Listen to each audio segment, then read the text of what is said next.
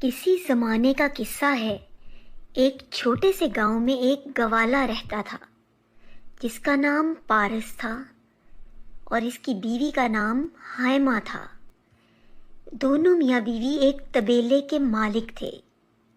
وہ دونوں اپنی بھینسوں کا بہت اچھے طریقے سے خیال رکھتے تھے اور ان کو بہت عمدہ خوراک دیتے تھے۔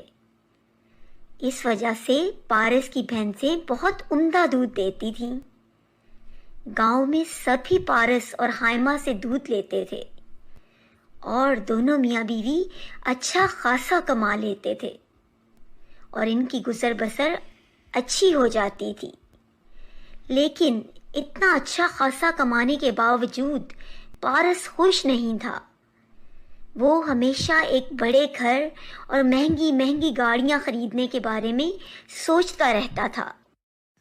میں نے اپنے گاؤں کے باہر بہت عالیشان گھر دیکھا ہے، ہمیں وہ خریدنا چاہیے اور ہمیں ایک بہت عمدہ اور مہنگی کار خریدنا چاہیے اور خدمت کے لیے بہت سے نوکر چاکر رکھیں گے۔ یہ لالچ تمہارے لیے اچھا نہیں ہے، ہمارے پاس بہت کچھ ہے۔ تم اس چھوٹے سے گھر میں کیسے خوش رہ سکتی ہو؟ اور اس طبیلے میں ان بھینسوں کی بدبو مجھ سے برداشت نہیں ہوتی۔ پر ہمارا یہی تو روزگار ہے۔ زیادہ عرصہ نہیں رہے گا، بہت جلد میں اس گاؤں کا سب سے دولت مند شخص بنوں گا۔ پارس جب بھی دودھ بیچنے جاتا، گاؤں والے اس کے دودھ کی تعریف کرتے۔ پارس، تمہارا دودھ بہت خالص اور صحت مند ہوتا ہے۔ تم ضرور اپنی بھینسوں کی بہت اچھی دیکھ بھال کرتے ہوگے اور ان کو بہترین غذا دیتے ہوگے۔ ہاں، میں کرتا ہوں ان کی بہت اچھی دیکھ بھال، پر اب نہیں۔ میں ایک بار دولت مند ہو جاؤں تو ان سب کو بیچ دوں گا۔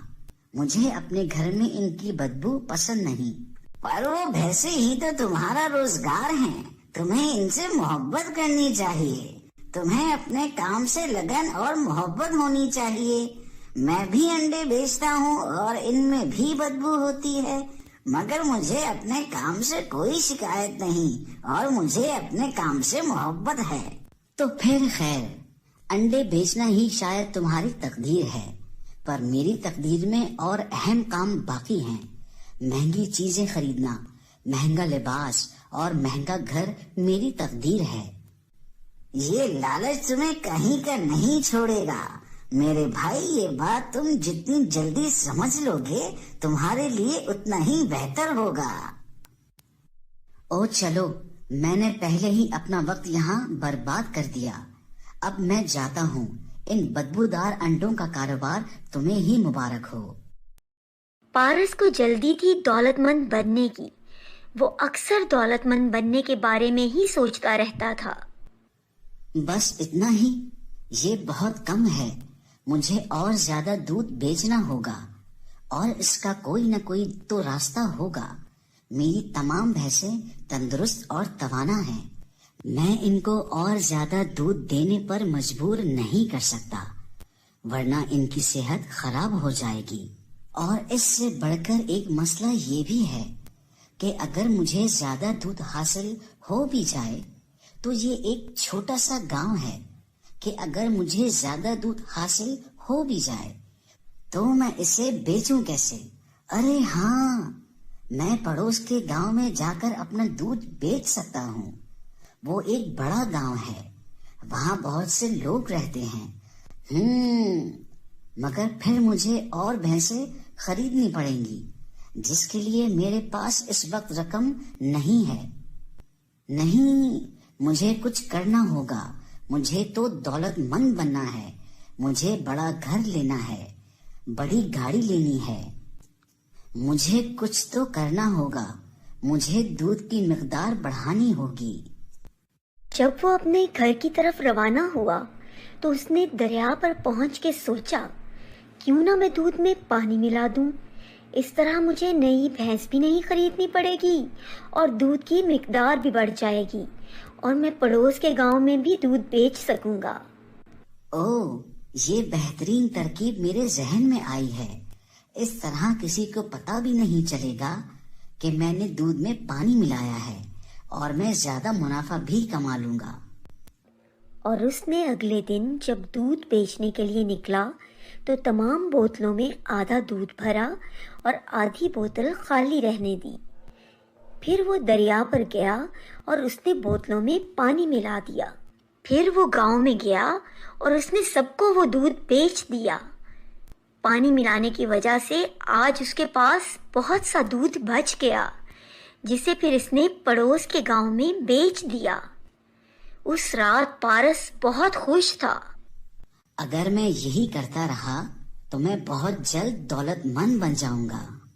پھر اسی طرح دن گزرتے گئے اور پارس ایک دولت مند شخص بن گیا۔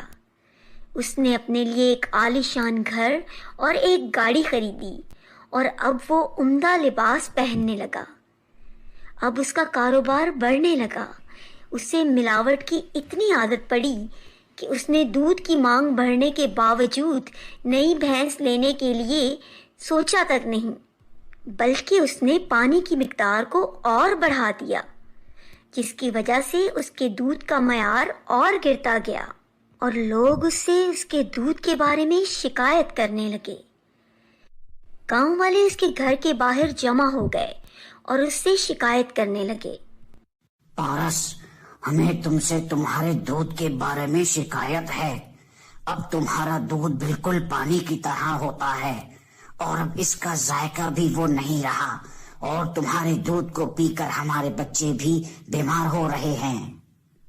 کیا کچھ بھی نہیں بدلا ہے دودھ میں؟ اور تم لوگوں کی یہ جرت کیسے ہوئی یہ کہنے کی کہ میں دودھ میں پانی ملاتا ہوں؟ تم لوگوں کو معیاری چیز کی قدر ہی نہیں ہے۔ جاؤ کہیں اور سے خرید لو دودھ۔ اگر تم لوگوں کو میرا دودھ پسند نہیں تو میرے پاس کئی اور گاہک ہیں جن کو میں اپنا دودھ بیچ سکتا ہوں، اور ان کو میرا یہ دودھ پسند بھی ہے۔ پارس تیزی سے یہ کہہ کر گھر کے اندر گیا اور دھڑام سے دروازہ بند کر دیا۔ گاؤں والے پارس کا یہ رویہ ان کے ساتھ دیکھ کر حیران رہ گئے۔ مجھے کچھ گڑبڑ لگ رہی ہے، ہمیں اس کے اوپر نظر رکھنی ہوگی۔ سچ کہا، ہمیں اس کے اوپر نظر رکھنی ہوگی اور سچ کا پتہ لگانا ہوگا کہ یہ کس طرح ہم لوگوں کو دھوکہ دے رہا ہے۔ گاؤں والوں نے مل کر سچ کا پتہ لگانے کا منصوبہ بنایا، اور اگلی صبح جب پارس دودھ بیچنے کے لیے گھر سے نکلا تو گاؤں والوں نے اس کا پیچھا کیا، اور انہوں نے دیکھا کہ پارس دریا کنارے بیٹھ کر دودھ میں پانی ملا رہا ہے۔ تو اصل ماجرا یہ ہے، وہ اس لیے دن بدن دولت مند ہوتا جا رہا ہے۔ اس کی بھینسوں کی تعداد اتنی کی اتنی ہی ہے، مگر پھر بھی یہ دوسرے گاؤں والوں کو بھی اتنی زیادہ مقدار میں دودھ بیچ رہا ہے۔ گاؤں والے پورا ماجرا سمجھ گئے اور انہوں نے اس لالچی گوالے کو سبق سکھانے کا منصوبہ بنایا۔ اگلے دن اس کی بیوی ہائمہ بازار سے دال لے کر آئی۔ پارس اس دن جب کام سے واپس آیا تو وہ لوگ کھانا کھانے بیٹھے۔ کیا تم نے آج کیا پتھر پکائے ہیں؟ نہیں، یہ دال ہے، آج ہی تو میں بازار سے لائی ہوں۔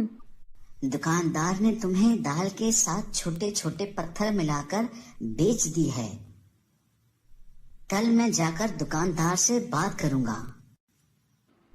اس رات دونوں میاں بیوی بھوکے پیٹ سوئے۔ اگلے دن دونوں دکاندار کے پاس گئے۔ تم نے ہمیں کیا بیچا؟